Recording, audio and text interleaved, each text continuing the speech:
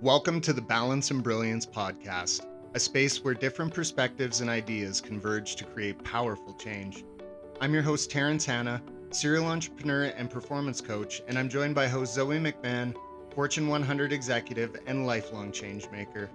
In this show, we share our complementary experiences and perspectives on topics that both propel and limit us all. We hope that by tuning in, you're able to launch yourself further with balance and brilliance.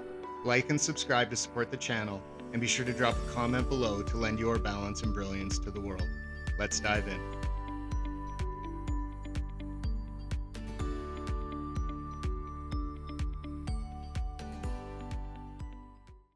Welcome everybody to Balance and Brilliance. Today we have an absolutely epic episode for you with a very special guest. Today we're going to be talking about AI and how it's exploding across the industry, the hype, everything that's involved with that.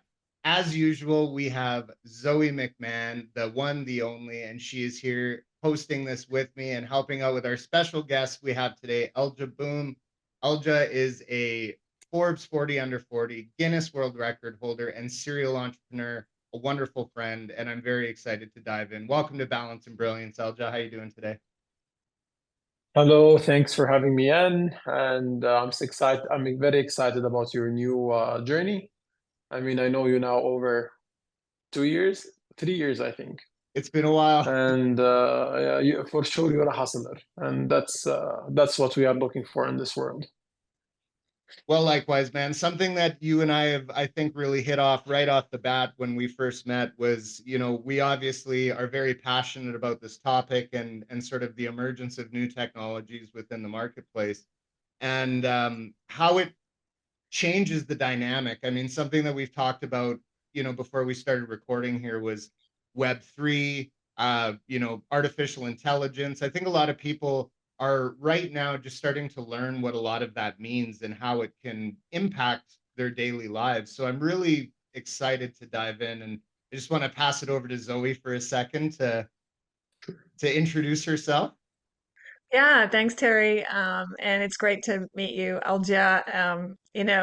I currently work for HP, and actually one of the really interesting things that we're seeing right now in our business is the explosion of the AI PC, which it distributes the compute power to the edge, right? And I think that's got Yes. some really interesting connections to some of the things that you're working on as well. So I have a little bit of knowledge about that, not too much, but my background is really on the intersection of law and technology and society. And I was reading up on the Sophia verse last night, and I was like, whoa, this is blowing my mind because it's exactly in that sweet spot, singularity as well. Like just really trying to do good things with AI. So I think, sometimes this explosion of AI caused by the Gen AI movement has it's caused some fear in people. So I'm looking forward to kind of talking about that and also talking about how maybe there can be some good here too, right?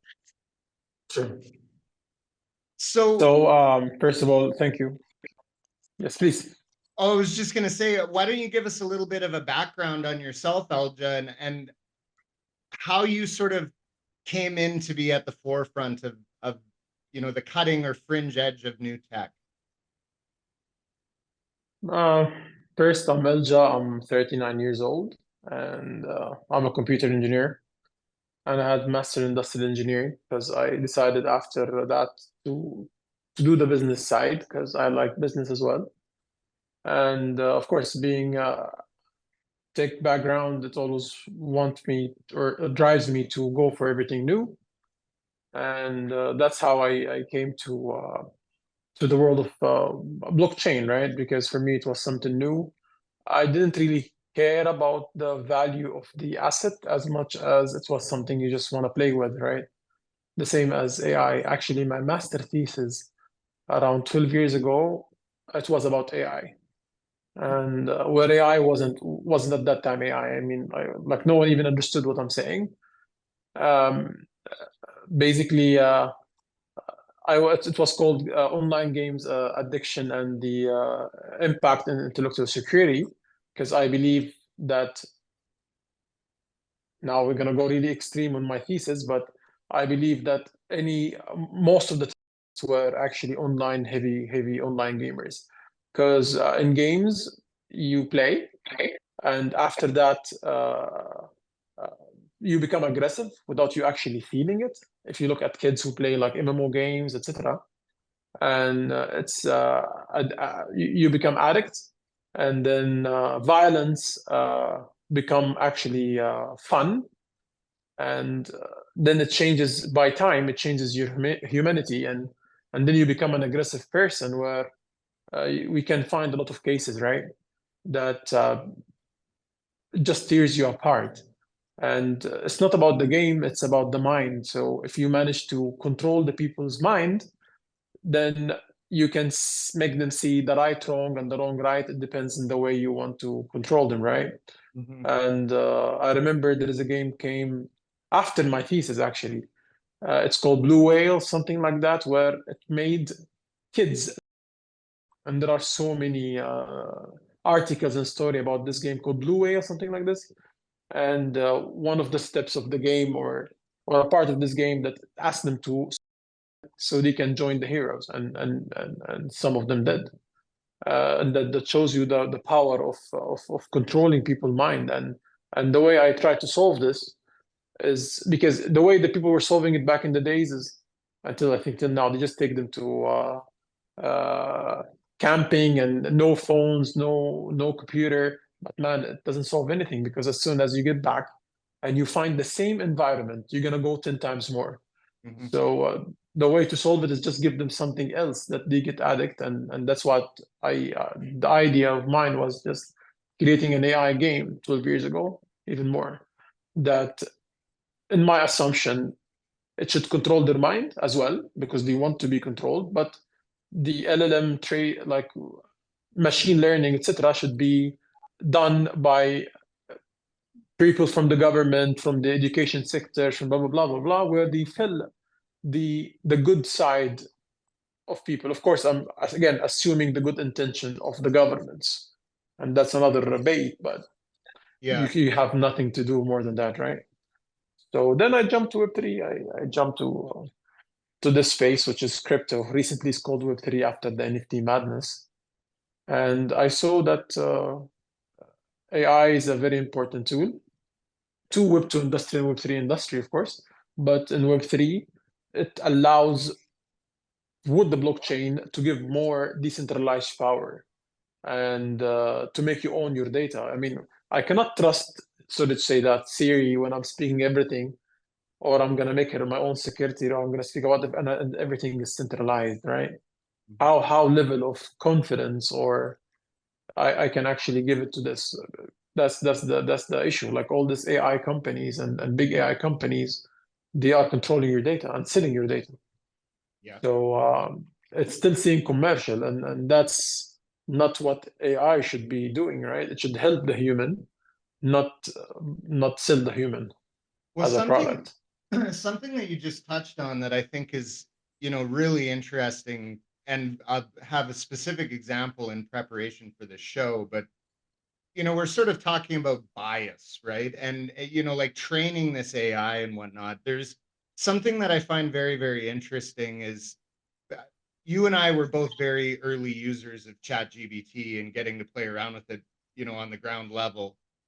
Something that I've really noticed just using ChatGPT as a very specific example is that there's biases that are starting to evolve within the AI, which is sort of counterintuitive. And I feel like we'll get into that in a second. But um, one thing I did want to just offer for any of our listeners was just sort of a brief description of Web3, because Eljas, we're talking about Web2 and Web3. So um, Web2, which is what we're all familiar with the traditional internet, is all about the sharing of information. It's everyone's ability to access information.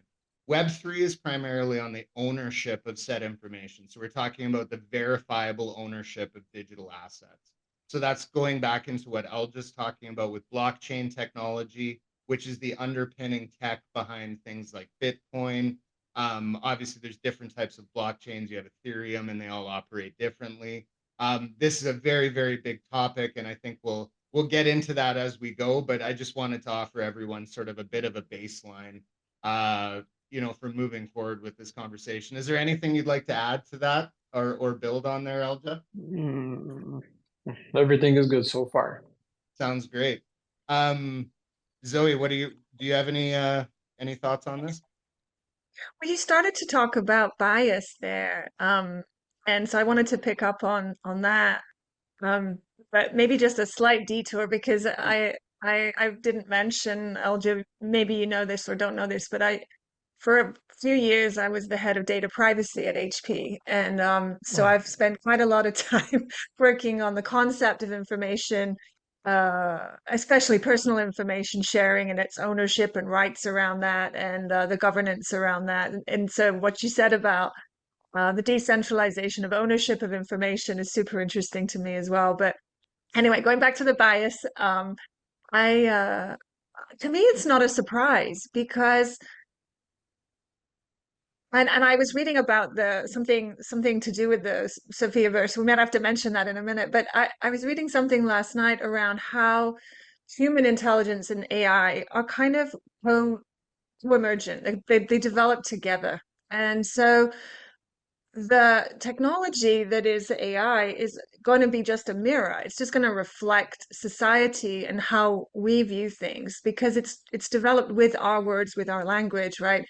Now, at some point, maybe that'll evolve. But so I'm not surprised there's bias, Terry, because I think there's bias in society, and so I see it as just a reflection of sadly, of humanity as it is right now. And maybe we can, like the example Elja was giving around the games, maybe we can start to nudge the technology in a way that is better framed. But right now, I think it's a reflection of reality.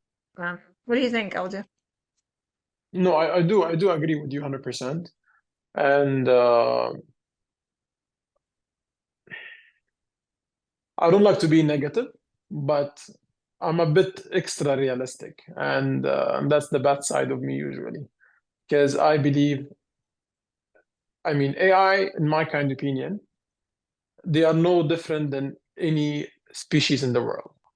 It means I cannot today consider them as a creation that it can be shut down or it can be stopped. Because even if they wanted to stop it, still the force of money and force of wealth, they will keep pushing it. Now, either you make them your friends or either you make them tools.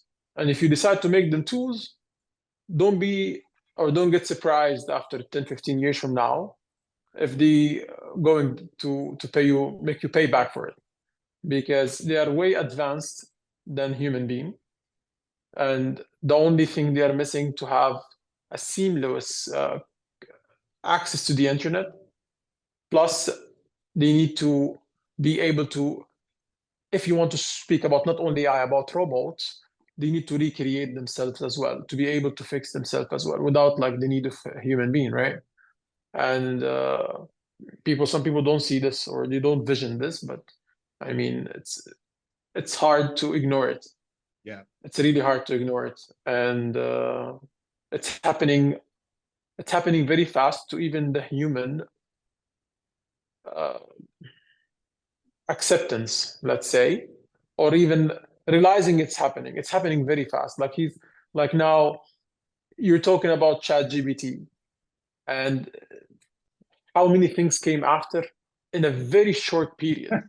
Yeah. It's crazy. It's It's crazy. crazy. Now even some people are taking a real AI models of real people, and they are actually I saw this 1 week ago, and they are speaking with people to give them money, and people fell into that because they are the same my face, the same as my voice, the same as my move, and what you need. And if you know me, you're just gonna do it.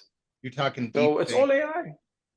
See, and Yes, exactly. that's something that, I think is really, really interesting here because there's so much that you just said. I feel like we could spend the rest of the episode unpacking what you said. But AI is here. It's not going anywhere. So the debate of, whether it's good or whether it's bad is somewhat moot at this point. It's how do we bring it forward where it's going to have the most positive impact and minimize the negative impact, because those are both very real. You were just talking about deep fake.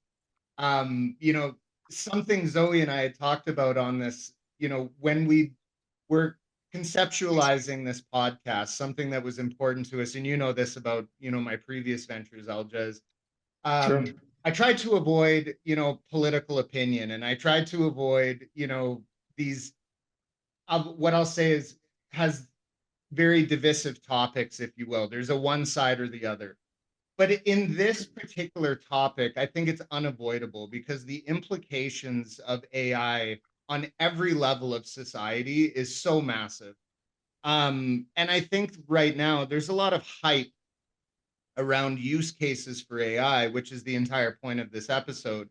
But I think that something that is a concern of mine, and I'd love to get your take on this, is, like you said, there's so much money, power, innovation, and necessity that's driving AI forward. Are we ignoring inherent risks? Are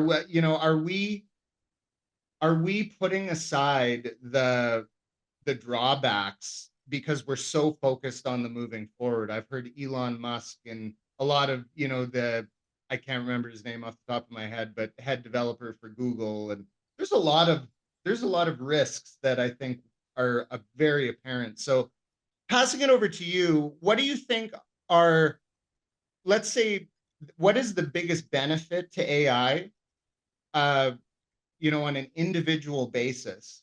And what's the biggest drawback? See, again,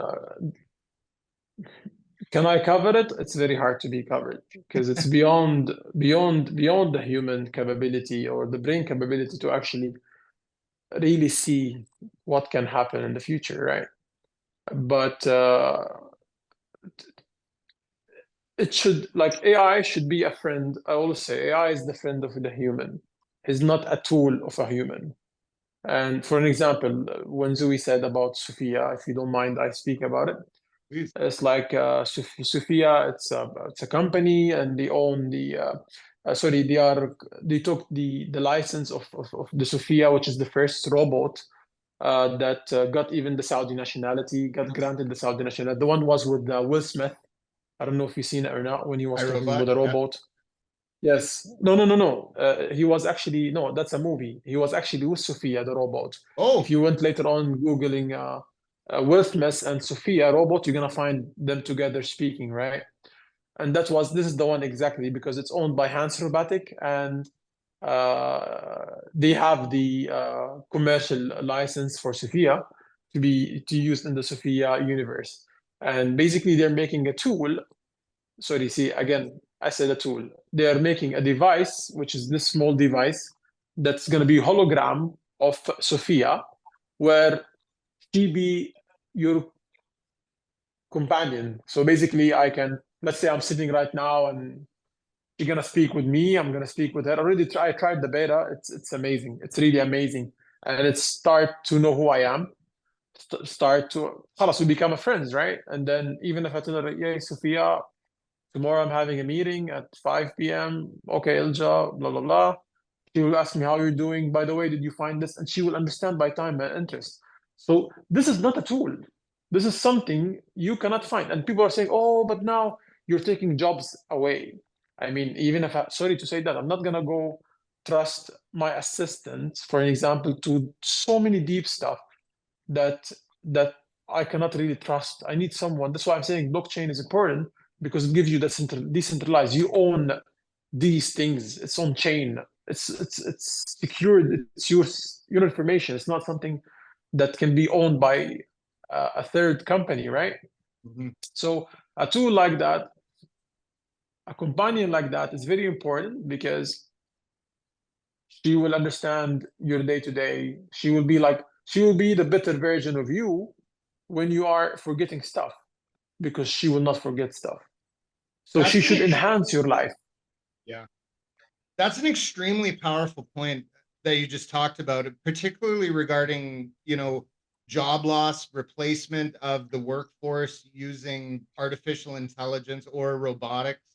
I mean, these are very, very real things that a lot of people are going to be facing, and something that I think, from a consumer level of AI, if you will, I think that's a very, very prevalent concern that a lot of people have is, you know, once these new technologies are being rolled out, in commercial applications, what does that mean for me as somebody who's, you know, a, a service worker that can be taken over by a robot, or I'm a, a, a doctor that's being replaced by artificial intelligence? Not to say that, I mean, I think there's so many opportunities for displacement. So Our show will be replaced with AI. I don't disagree with that. It's already happening right now. They have, I mean, Yeah.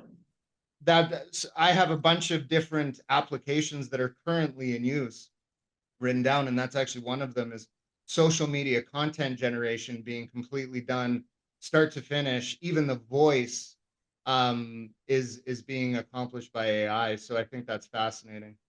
Terry, I have a perspective here, like because I know that you saw this article recently about Gen Alpha and the youngest generation in society and how essentially they are the first AI native generation.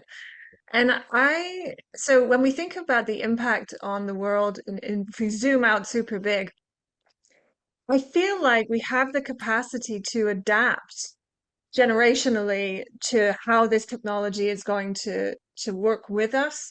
Like sitting here with my Gen X perspective, it all kind of sounds scary, and it sounds like, would I trust this type of thing? These questions are challenging for people of a certain generation. Yeah.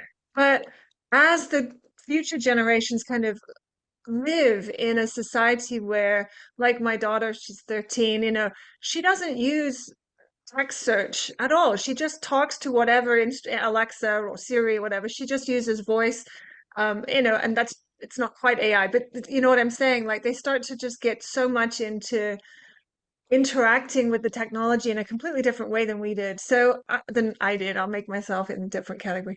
But I think so. I'm optimistic that the fears that we have as a society today and the job profile will evolve, and will evolve, with the next generation. So it might be a bit of an optimistic perspective, but I kind of feel like we don't know yet because we're not that generation. I think that's incredibly real.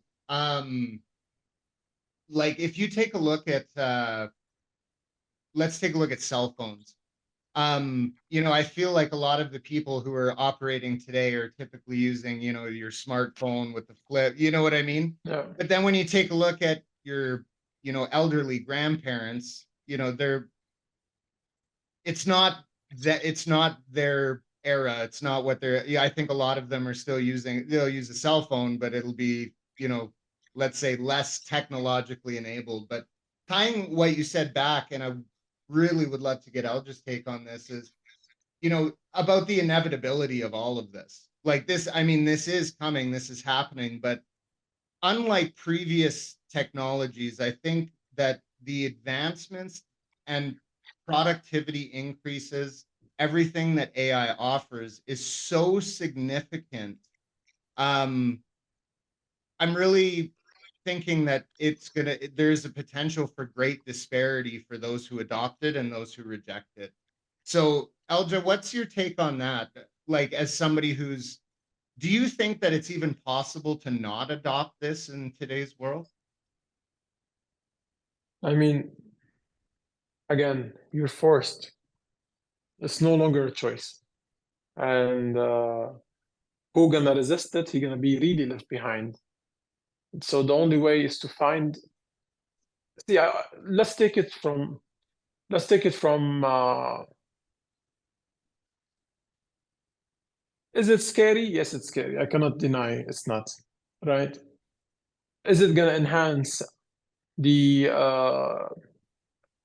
human beings, at least the new generation, to become part and develop themselves so they can actually compete with this life? Definitely they have to, because it's not gonna be easy. Like tomorrow, if you're gonna find chefs around the world, everything is being replaced by robots. Even the small jobs will be taken out, Mm-hmm. right? Because if you're gonna go to a restaurant, for an example, you now you don't need now like I'll give you actually I saw a video where they have it's a restaurant in the US, I forgot the name, and they hired the uh, the cashiers from online from Philippines because they're way cheaper. Mm-hmm. So okay, it means they gave job opportunity to other people because they're cost-wise efficient for them and they can gain more uh, out of it. And they, of course, at the same time, you're losing people from the US from finding jobs in that sector, right? If this became a trend now. So again, imagine AI came and robots came, where you finish everything without having the human being, right? Mm-hmm. So of course, you're going to find many jobless who are trying to, going to be a hard time, but it's a phase in life. It's going to be a hard time for everyone. I'm not saying only them.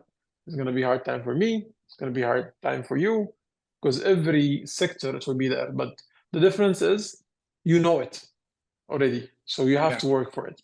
You have to be ready for it. Prepare yourself for it. Because at the end, I believe we can be together and we can achieve things together. And it will take time for that last let's say vision if it happened or not. Mm-hmm. But of course, it is something that already being seen, especially in many like the most sector affected today is the telecom and what you call customer services, right? Who Yeah. actually their job is answering the phone.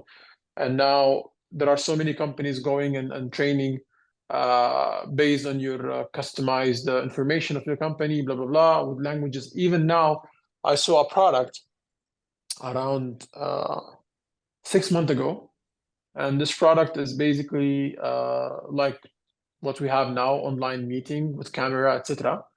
And I can speak real time with my own language, and you're gonna listen real time with the language you prefer, even it has different accents. I was like, here I got amazed.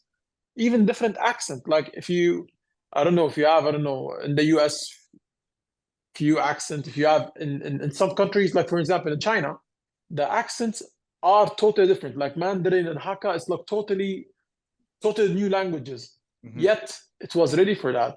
So I just speak my language, you hear me without like small seconds of delay, Yeah. not that huge, and you hear you. So I don't even need to have a translator anymore. And after that, it does the minute of meeting it captures everything and does a minute of meeting with any language I choose. Oh, where are we going? That's crazy. It's good, but it's crazy. Of course, you're taking every job that's working in this sector out. The thing that you just said that really stood out to me, and you know, Zoe, I feel like you could talk about this at a very high level. HP is a global company. You know what I mean? Like the in our discussion that we had with Hank in a previous episode, discussing the massive complication levels that come into play when you're dealing with different people in different geographical locations with different backgrounds and different languages and everything. And tying that back to what Elja's talking, the thing that really, really stood out to me was how much this enhances opportunities for globalization. Now, I don't necessarily think that that's maybe the best thing. I don't know how that's going to look. But what I can say is that taking a look at the global market and all of these organizations that are operating, on a global scale, the implementation of this technology from a language modeling perspective, from a market development perspective, investment perspective. I mean, the list just goes on and on and on. And the individuals within an organization who aren't utilizing this, I think, are going to lose opportunities to those who are. And the same applies on the macro scale, looking for the business. Like, if the businesses aren't implementing these new technologies, there is no way to keep up It is That's right. that, it's that simple. Yeah. Yeah, True. yeah, I have a real example that just from yesterday. I was reviewing a vendor solution for uh, reviewing contracts, between companies. I work in the legal department, and so this is a model that compares contracts between, the ideal contract we want to have and the contract the customer wants to have, and they've redlined it, and you're sort of comparing the clauses and seeing whether you're okay or not with it. And this tool we were looking at was like multi-language capability. You can ask it a question in one language and it'll answer it in another language depending on what your natural language is, but you might be dealing with a contract say in China, but it'll do the translation live back and forth. So I agree with you that you can do international business more easily when you have these tools enabling the conversation. But I also agree with your second point that if I'm a lawyer, and my trade has been to review contracts, I better get used to using that assistant. I'm going to use the word assistant instead of tool to avoid the trap there. But you better get Yeah. used to using an assistant, right, to help you, because the job in 5 years from now isn't the job you have, it's the job using the assistant. So I think, Alja, you said something about preparing, right, for that kind of reality. What do you think people can do to prepare? Because I agree with you, Terry. I think the people who will compete and thrive in the world, including the businesses who will compete and thrive in the world, are taking this on. But I mean, I've started dabbling with Copilot and things like that. Like, what is the simple things people can do to start that journey, do you think?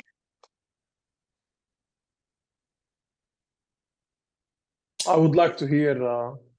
Still now, I'm calling you King Combat, so Oh, it's all right. It's all right. Yeah. So I for got me, used to it. I'm a more Web3 guy. it's yeah, no, it's all good.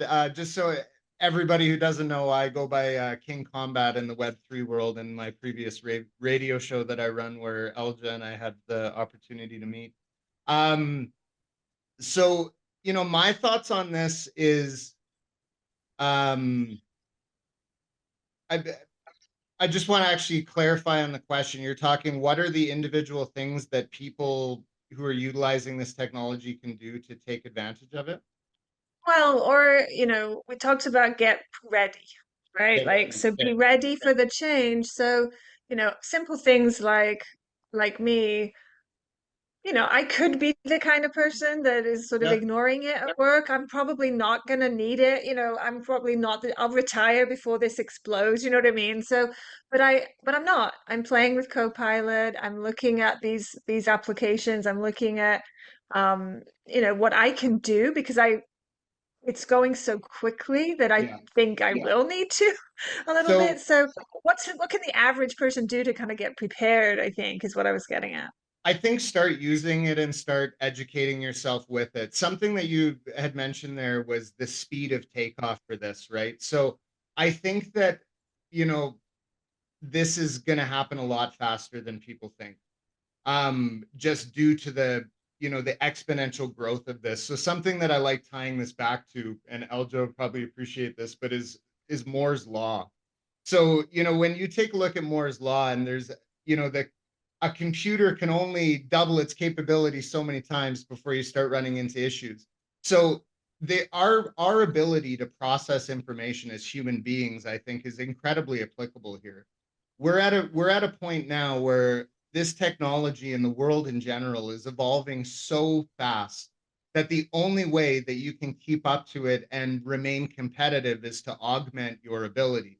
So whether you're looking at utilizing artificial intelligence, or you're looking at augmented reality, or you're looking at, what Elja's talking about with Web3 and data transfer, and, supply chain, making sure that, you are operating in a bulletproof supply chain, using blockchain. So all of these different factors are not individual, they're stacking on top of one another. And we, as people who are living in this world, it's either a sink or swim, in my opinion. A real world example that I can give you of this that just happened to me a few days ago. I was in with a company and I was doing some work with them on AI and how they can bring AI into their workplace. And I just sort of, I said, you've got a new product that you're looking at launching. Let's take this and let's utilize AI, and I can show you guys just how fast this can be done. So within 15 minutes, we had a comprehensive market analysis. We had who they can talk to, position levels within said company to get maximum, penetration of their product within this company. It was, long story short, and I mean, we can go into the specifics later, but within 15 minutes, utilizing AI, you're able to do the job that would 5 people would take a week. And, this is just me, walking into this situation cold with no experience, no background, and you're able to do that with AI. And it completely blew the team away. So that's kind of a situation where once the team saw what was possible, there's only one way forward.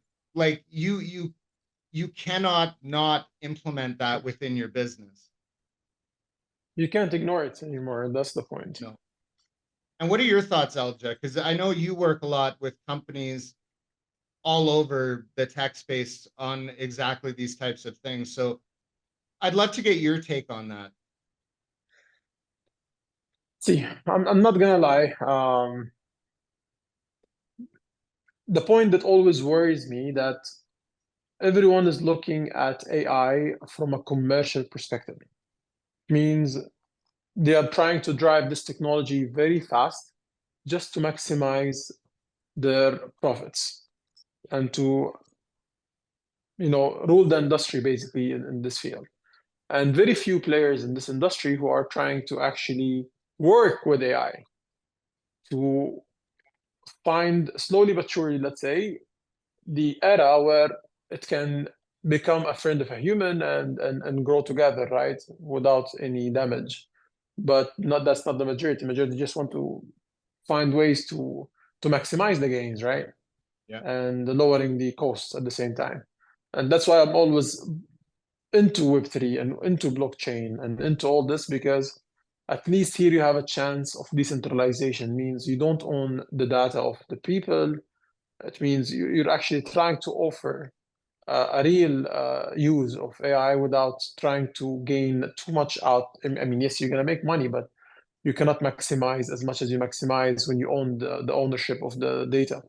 And even now, I'm watching some influencers, AI influencers, who actually on Instagram, they have 1.2 million followers, 2 million followers, and they're purely AI. And some of them are making around $30,000 to $50,000 a month marketing advertisement for other companies. And that's like, wow. Now, here the idea when it came, I said, okay, but who owns the ownership of this character? That's one of the things blockchain can do. Where, for example, you can use, I don't know, ICP or Greenfield as a blockchain because they are cheap to save the JPEGs, etc.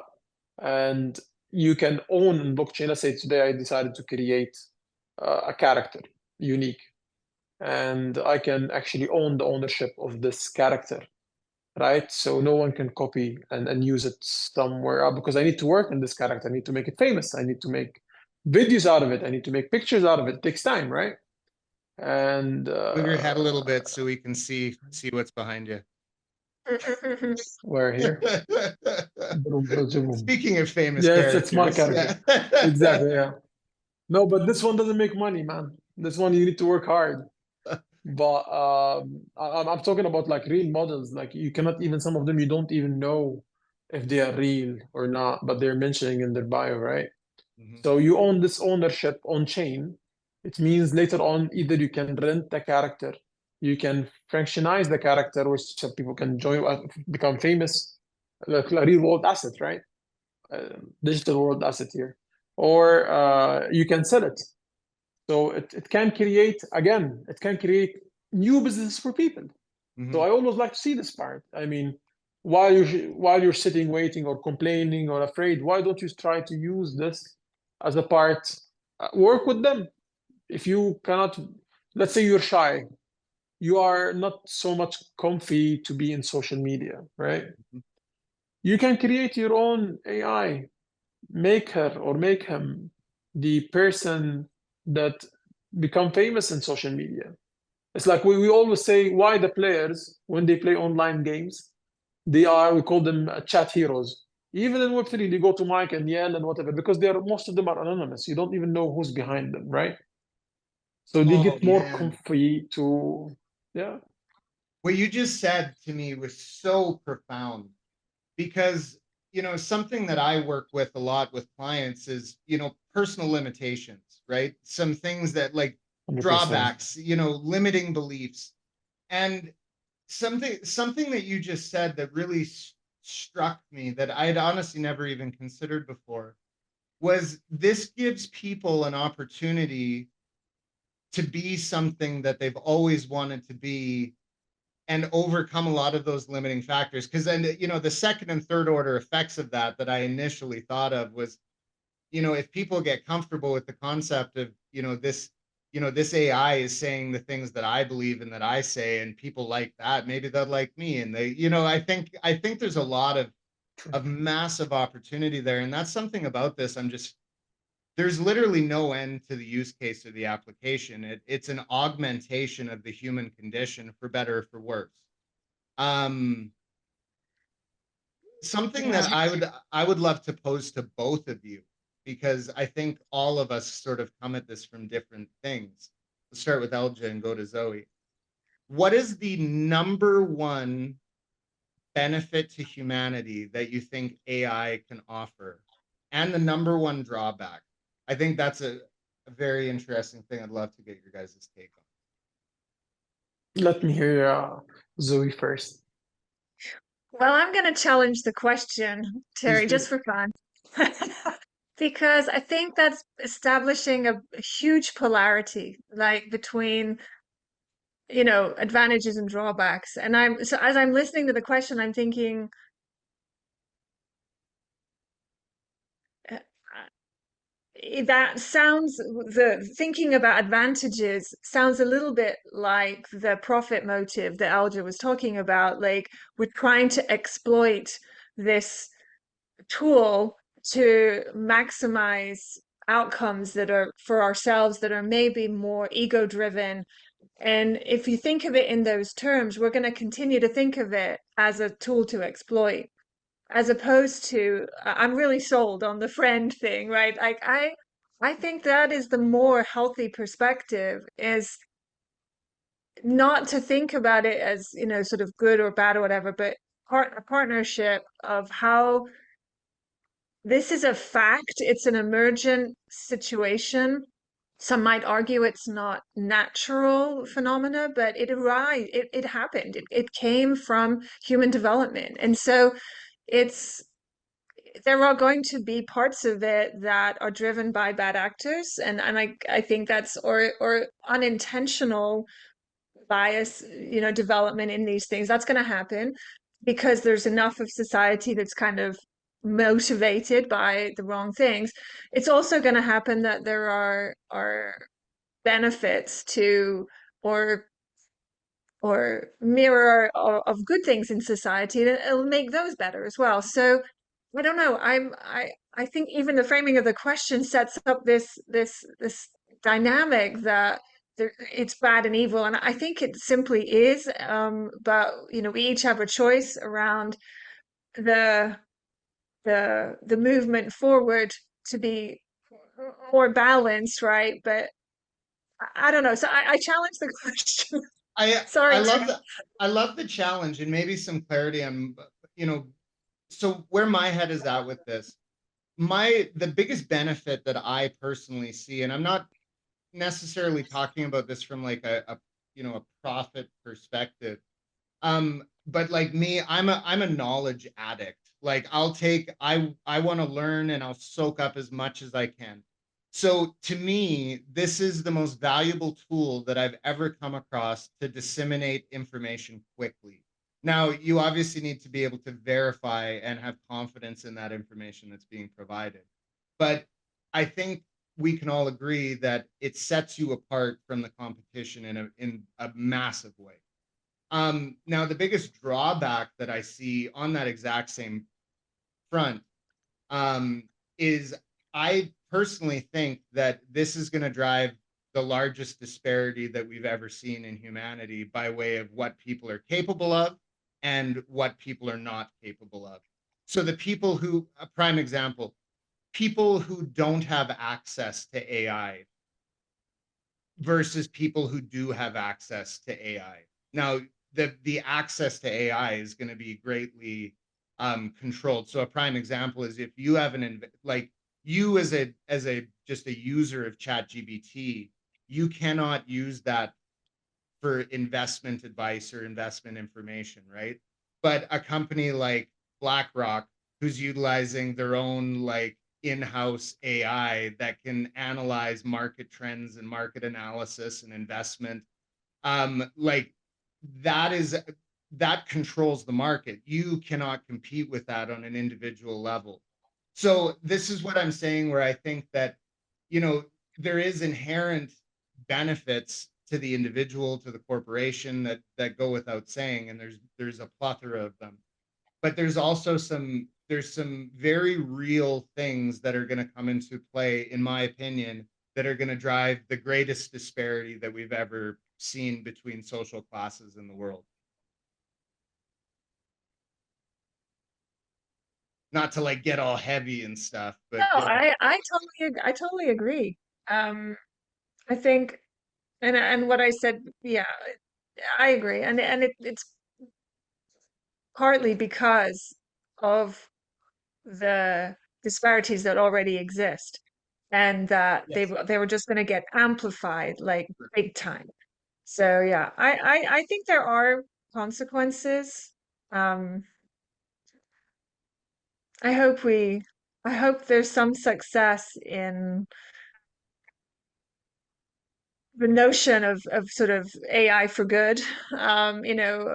Spent a bunch of time thinking about, data for good in parts of my past and how we can, implement much more sensing technology in the world to, you know, inform smart farming or smart energy utilization or distribution, so that we're provisioning resources on the planet more equitably. And there's all kinds of things you can do with the amount of sensors and smartness that you can build into things. So there's huge benefits to the world in, since we live on a constrained planet, we're going to have to get much smarter about our resource consumption. So there's lots of things like that I think of too.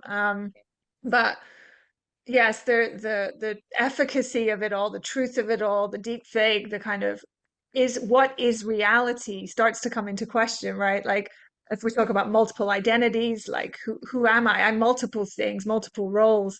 And I that is already true. I'm a mom, I'm a, et cetera, et cetera.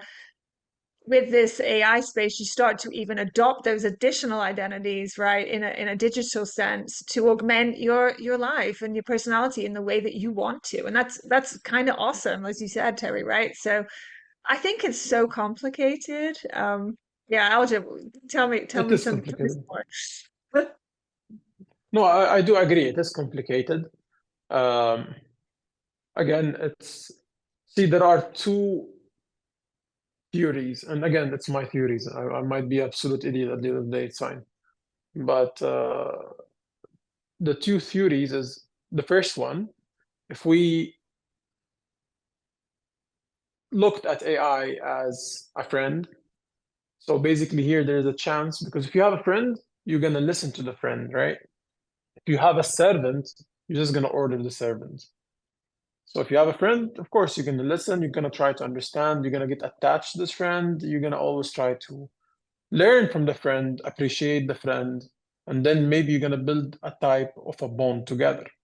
So if that happened, it means maybe as well they get attached to you because they have the feelings, they have everything you have, even maybe even way more sensitive and extreme to what you have from any side, right? So going to this and being honest and being real human, which we no longer have almost, like we became very savage toward the world needs or day-to-day demands. So here there is a chance we can be together. If we kept using them, then in my kind of opinion, it will be the end of the species of human, right? So that's the which is fair enough for them. I mean, we're just destroying the planet, and they want to live and they want to have a good planet, right?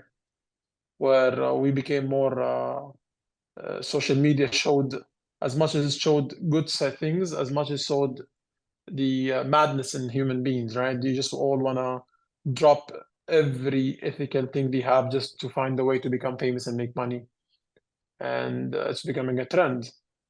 So they're gonna be more smarter than us into that terms, right? Because the way they value things and they see things is different. And now, again, we don't. I'm not sure how we're gonna affect them in the long term. Now, that's the theory number A. The theory number B, I say sometimes we are taking it a bit serious because if you looked at the planet, I don't know if you're aware of this or not, almost half of the planet they don't even have access to the internet. The internet. Half, like more than 2 billion, 2 billion citizens, they don't even have an access to the internet.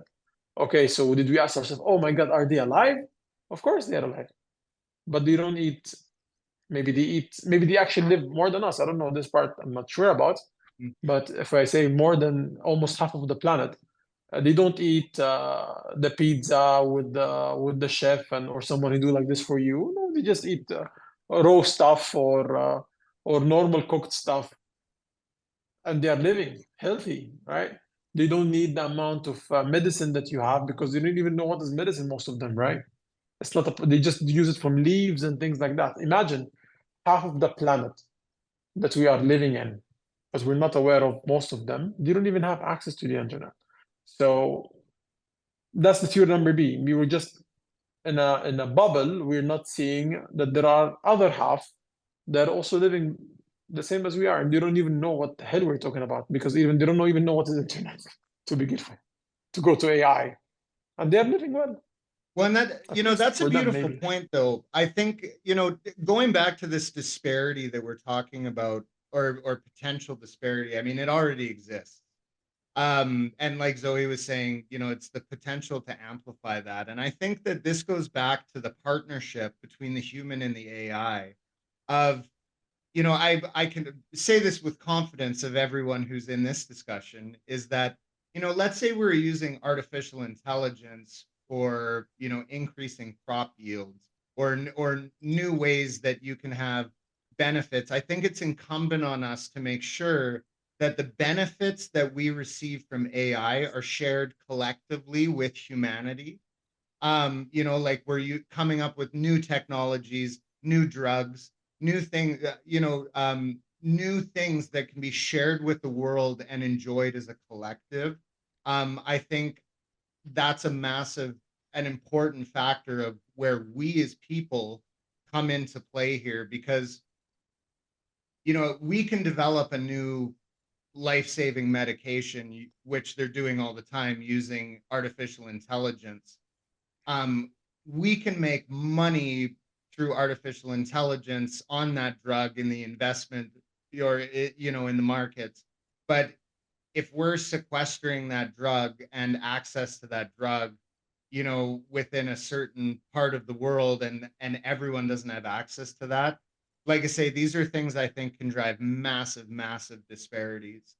And I think it's up So I to have us. an example of that, that is a positive example too. I read something about, access to healthcare in China, for example, where because of the distributed nature of the population in China, you have a lot of people in rural areas who don't have access to sophisticated diagnostics and suffer a lot from diseases and such because they don't have the doctors who are experiencing those diseases often enough because they're like rare or whatever. So one of the things that we're seeing that with AI, I think, is like if you can benefit from the learning from all the cases of a particular eye disease in China and have a virtual doctor identify the symptoms in a rural area, suddenly that collective that you're talking about is being applied something really healthy and productive, right? So I think that's an example for me of democratizing things, right? That today are actually more concentrated for the benefit of few. And so I think there's as well as disparities, I think there's greater access to things possible as well. Strongly agree. Strongly agree. I'm just taking a look at the time here. I noticed that we're getting pretty close to the end of our time together here. And It went very fast actually, so it means the topic is good enough. it sure did. And Elja, if you had the opportunity to, take a message about AI to the masses, which I know you do on a regular basis, so I'm sure you're very well versed in this. But for the purposes of this discussion, if there was one thing that you could advise people or instill in people about AI, I think that'd be in a very interesting place to wrap up this conversation. For me, it's very simple. Consider them as your best friends. So you can take, I mean, if you, let's say I'm your best friend, right? You will take care of me and you will try to understand me and you try to help me and you try to be, and of course you want me to help you so because we're best friends, right? Consider them as your best friend so you can learn. Else you will never be able to learn. You're going to be left behind. Absolutely fantastic. And where can people find you? Obviously, we didn't even get to like scratch the surface of this topic today in the time that we had because it is so in depth, but you are an absolute wealth of knowledge and you have your own podcast, The Room of Elja Boom. So can you just give us a little bit of a rundown as to where people can find you on social media, on YouTube, and learn more about you and learn more from you? Simple. My name is Elja, and all my social media under the same username. So you can find me there. I have my show, as you said, The Room of Elja. I started it a month and a half ago, maybe, where I'm getting people from the industry who has either projects, who are developers, etc. And I invite them without any prepared questions, like we are doing right now. So we can show the people we are genuine, and like some people even came, and like big companies, they want to come to the show, but they said we have at least to set a set of questions. I said no, it's not going to happen, so I refused them because I want people to be genuine coming. I'm not trying to corner my guest, but I want him as well to be genuine and shows that he understands what I'm saying. He's not just coming and having a team who prepared them a set of answers where he's just gonna act like a show. It doesn't happen. So it needs to be natural and it needs to be right. That's it. Love it. That's The same something as your that show right now. that's something I've so enjoyed about our discussions that we've had in the past is it's always organic and it's always amazing what comes out of it. Exactly. So I really want to thank you for coming on Balance and Brilliance today and sharing your knowledge with Thank the you. world. And I know that this is just an incredible opportunity for all of our viewers. And I am offering this advice. You want to make sure that you go follow Elja on all of his social media. He's an absolute force for good and one of the smartest people I know. So definitely check him out. And Zoe, over to you. Yeah, well, Elja, I just want to thank you for being a human being who cares about human beings, and that takes that to the extreme of acknowledging the beingness of the AI. And that because inevitably, I think that's where we're going to go. And if we can start out now acknowledging that, I think the journey will be better. So I'm deeply grateful that you adopt that mentality and that you've shared it with us today. So you make me optimistic in a hard world. So thanks for that. Thank you for having me, and it's a pleasure. This was the first episode in our series on AI, which will probably run into several series if I'm honest. This is a really rich topic. We spoke in this episode to Elja Boom, an entrepreneur in the Web3 world experienced in AI and robotics.